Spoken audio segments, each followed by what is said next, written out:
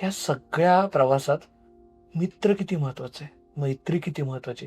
मित्र हे महत्वाचे असतातच, अर्थात कुणासाठी असतात ते. कारण तो एक तुम्ही विचार करत असाल त्याविषयी एक आधार असतो तुम्हाला. तो समविचाराचे जे असतात तेच मित्र बनू शकतात, समव्यावसायिक असतात तेच मित्र बनू शकतात. काहीतरी थ्रेड पाहिजे. हा, पण काय असतं, काय तुम्ही मित्र जमा करताना हेही महत्वाचं ठरतं ना. काय आणि कुठलं, आता आमच्या धंद्यात तर असं आहे की जर समजा आम्ही टॉपला गेलो तेव्हा कुठल्या उद्देशाने जमा झालेत याचा विचार करायला लागेल ना.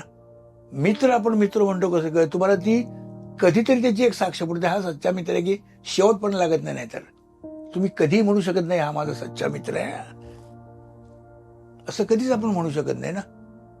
काहीतरी त्याच्याकडून तुझ्यासाठी घडलं असेल तर तुम्ही म्हणता ना, "नाही, हा माझा एकटा मित्र. संकटात सुद्धा माझ्यासमोर उभा राहील." मित्र असं गोतावळा असणं बरंच आहे ना, तो तेवढाच एक तुम्हाला रिलीफ असतो.